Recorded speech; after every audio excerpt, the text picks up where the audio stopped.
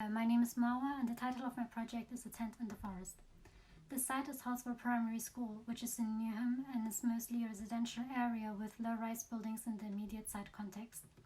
The current site conditions are typical to most schools in London. The ground can be divided into two sections, one grassy area to the left and ashville to the right. In my opinion, the playground looks very dull and does not encourage children to be imaginative and playful. In the immediate site context, there are very few public green spaces. The main one is the Keir Hardie Recreation Ground, opposite to the site. Other green spaces in the wider context are situated to the northeast. This includes the Ashburton Woods and Canning Town Recreation Ground. Overall, the amount of public green spaces are very limited around the site. Considering that the site sits within a residential area, there are very few spaces that families and children can enjoy. In the first semester, we proposed meanwhile structures using off-the-shelf building materials and simple building techniques. I focused on 10 structures and proposed 3 overhangs along the south-facing elevation of the school. At the start of the second semester, I started to further look into tensile structures for my tectonic project.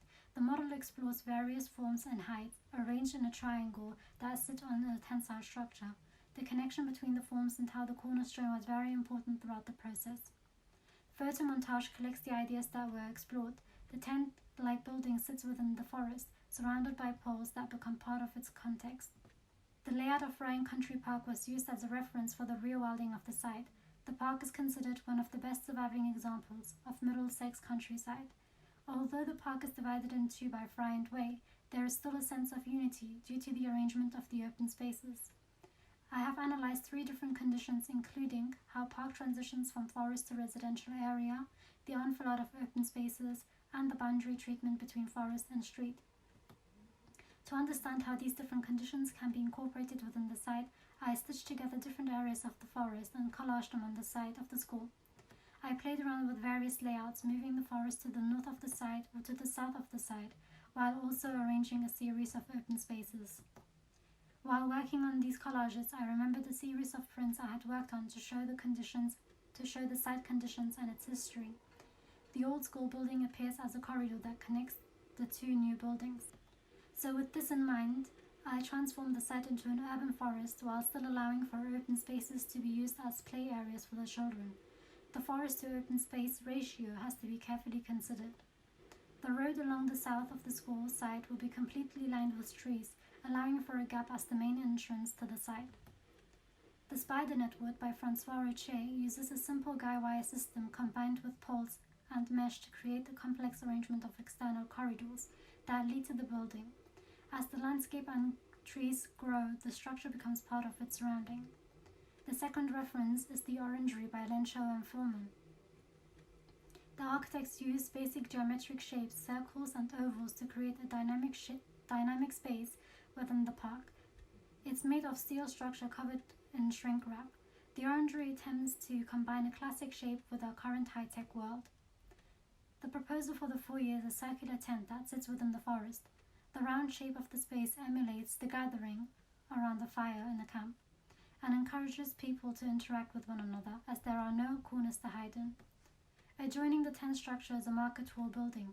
The connection between the two plays on the ideas that were explored during the tectonics project. The new entrance of the site attempts to create a connection with the park opposite the school, similar to the connection between the 2 sides of Ryan Park that have been divided by a road. As you move past the threshold of trees and walk towards the school, the passage is lined with poles connected by a guy wire system. This creates a similar effect to the intertwining of tree branches. Over time, as the forest grows, the poles along the passage will be overgrown by plants and become part of the woodland, almost creating an overhang of plants.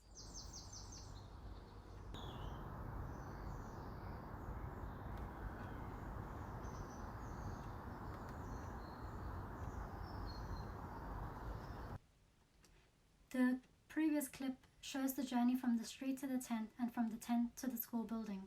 As the children walk from threshold to threshold, they interact with different parts of the structure, the poles, the tent, and the forest. The school will be transformed into an urban forest with pockets of open spaces, which increases the biodiversity of the site and encourages children to learn from nature.